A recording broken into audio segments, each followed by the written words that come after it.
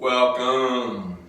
You're with the Nasty Pastor, and I'm back with another chapter read from out of the Holy Bible, from out of the second book, the departure of the Jews out of Egypt, out of Kemet, out of Upper Africa, out of Africa.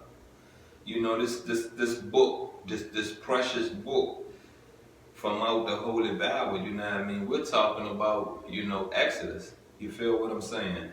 And so far, it's been enlightening.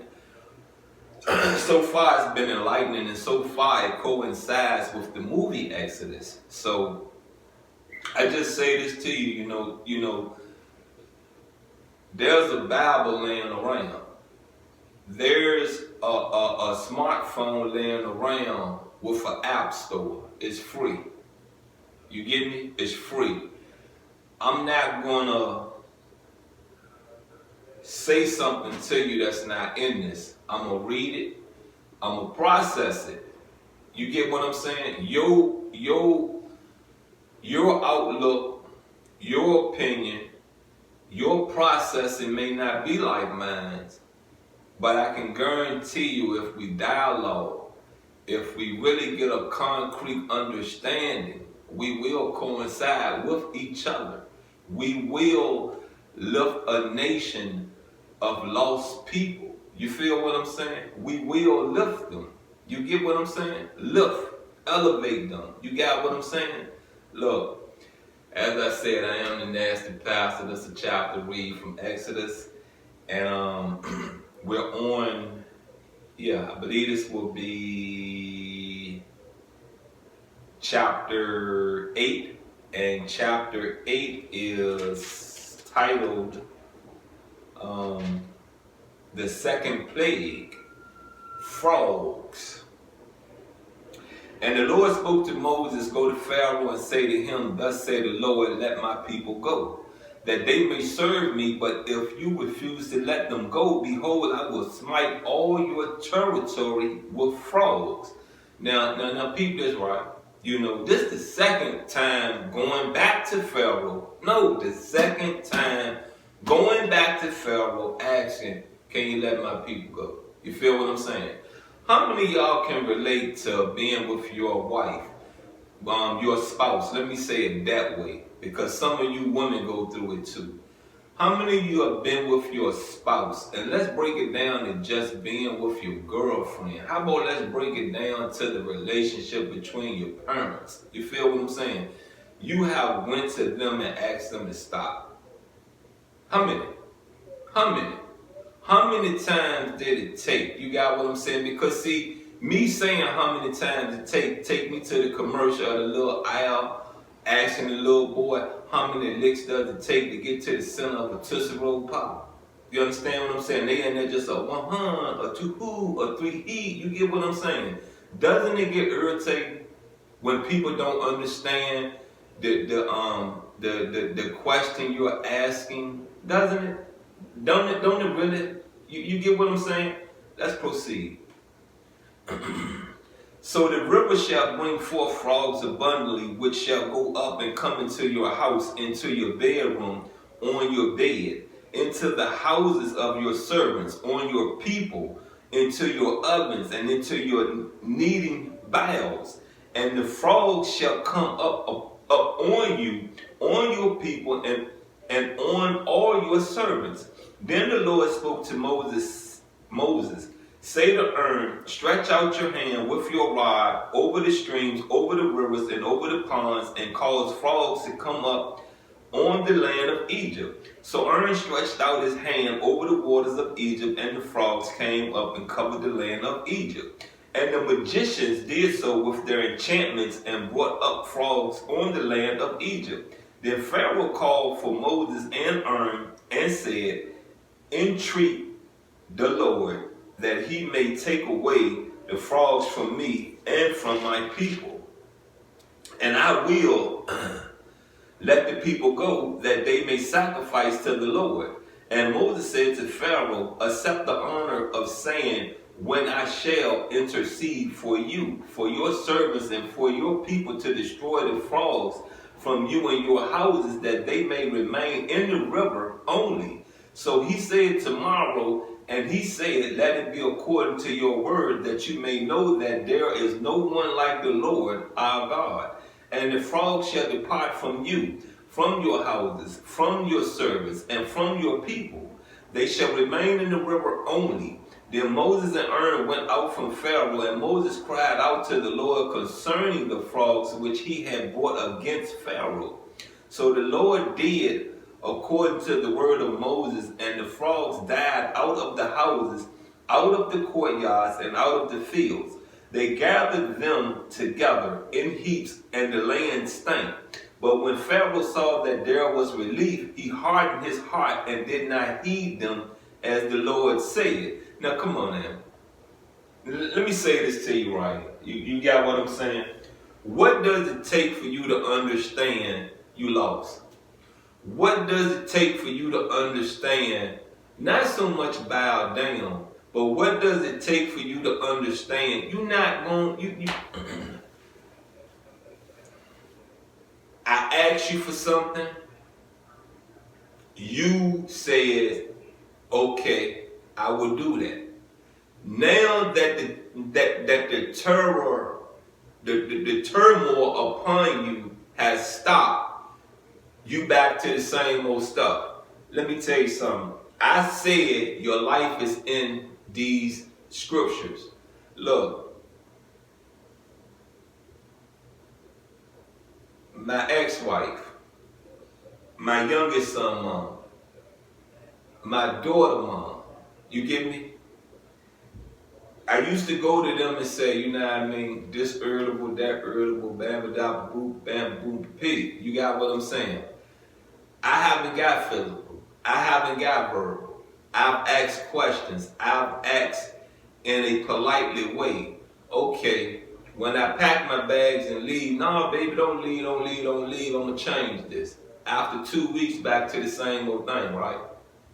You get me? After 2 weeks, back to the same old thing, right? So I'm wrong when I curse you out, right? I'm dead wrong when I curse you out. And I know I'm wrong. Get me now. I know I'm wrong because the demiurge just showed me they are rebellious. They would never, you understand what I'm saying?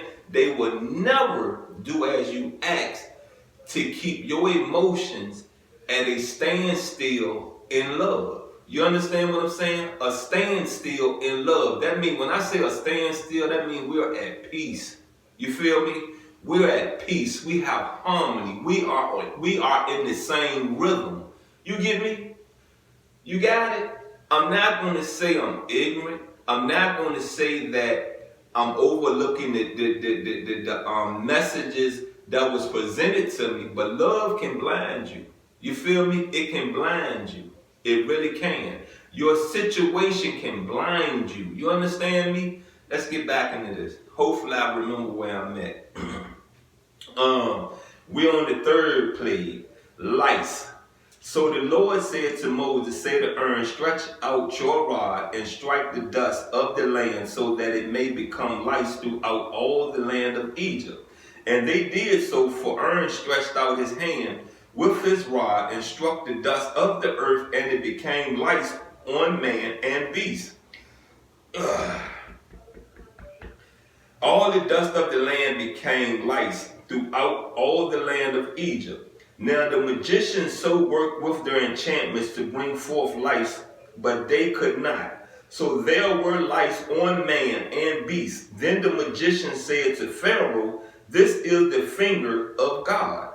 But Pharaoh's heart grew hard, and he did not heed them, just as the Lord had said. Now this time Pharaoh just said, forget it. I ain't going to do, you got what I'm saying? I ain't going to promise y'all nothing. You got what I'm saying? Forget you, right? All right. The fourth plague, flies. And the Lord said to Moses, rise early in the morning and stand before Pharaoh as he becomes out to the water. Then say to him, thus says the Lord, let my people go, that they may serve me, or else if you will not let my people go, behold, I will send swarms of flies on you and your servants, on your people, and into your houses. The houses of the Egyptians shall be full of swarms of flies, and also the ground on which they stand. And in that day I will set apart the land of Goshen, in which my people dwell, that no swarms of flies shall be there, in order that you may know that I am the Lord in the midst of the land. I will make a difference between my people and your people. Tomorrow this sign shall be. We're going to pause for a minute, you know what I mean? We got a couple of more verses to go. But we're going to pause for a minute, and I just want to say this right here. You got what I'm saying? We're talking about flies, lice, and frogs. All of that carry diseases. You get me? All of it carry diseases. So even when I take, you take the frog, I get that stop. You feel me? And you don't comply. What diseases have you really has been formed? You feel what I'm saying? Has been formed in the land of Africa. What diseases has been formed? Then when you get into the lice, you know what lice are. You get what I'm saying? Lice, they have you scratching all over, biting all on you. I think they suck your blood out you too, right? Okay, they carry diseases. So this is the second time some diseases has been what? Formed in Africa. Okay, now we talking these flies. Come on now. We know they nasty, right? Right? Right? We know they just as nasty as roaches are, right? They make what?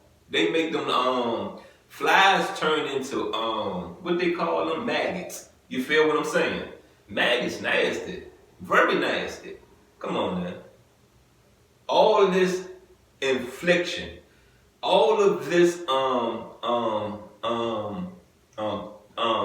turmoil been put on a civilization that is intelligent, that forged a way of life for us to how to really say this, man. I want to forge a life that was very fruitful, and let me put it that way: very fruitful, very enlightening, very uplifting to just the residents, not just to the pharaohs and the pharaoh bloodline, but we're talking about the residents. Come on, man, they was marveled.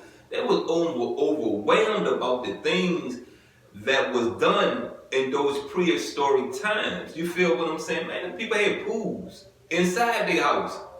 Pools. You feel what I'm saying? That's where they went and took a bath, and they made sure that the water was warm. You got what I'm saying?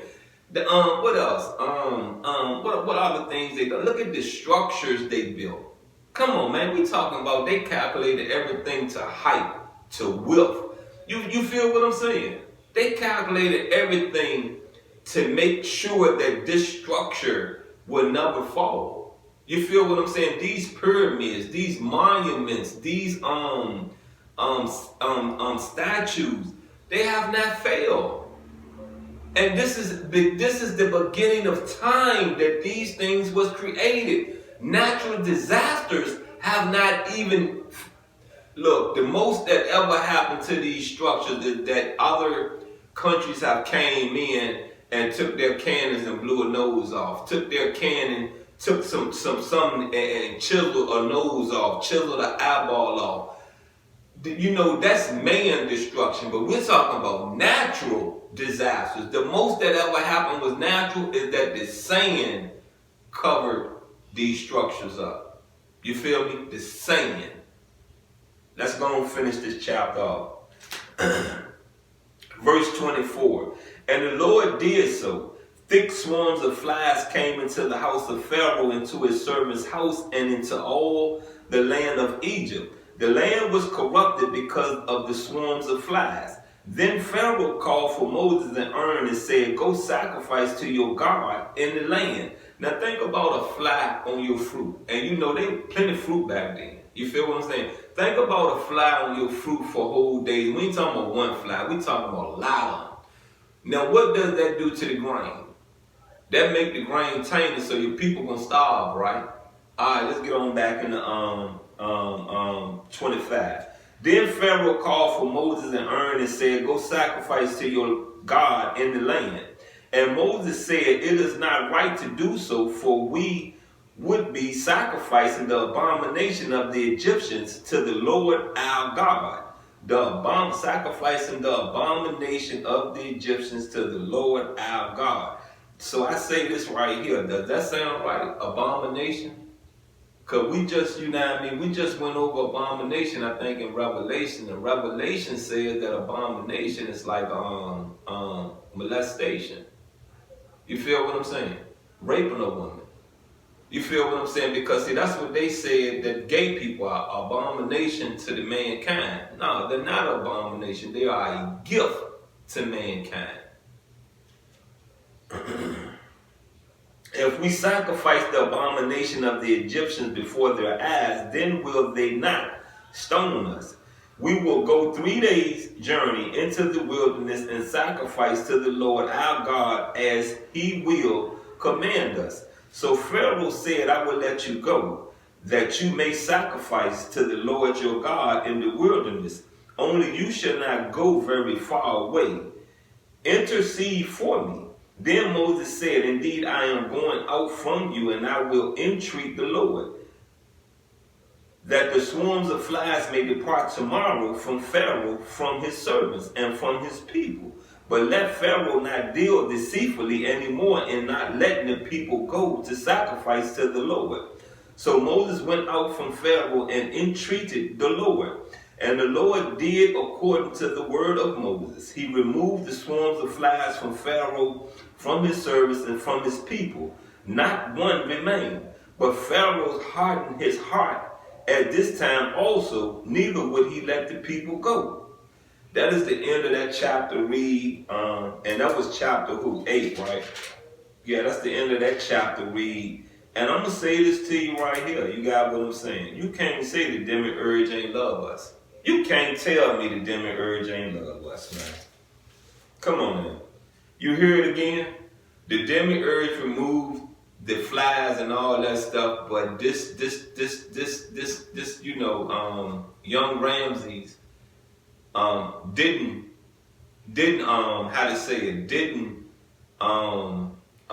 complete the bargain that was presented in letting the Jews go out of Kemet.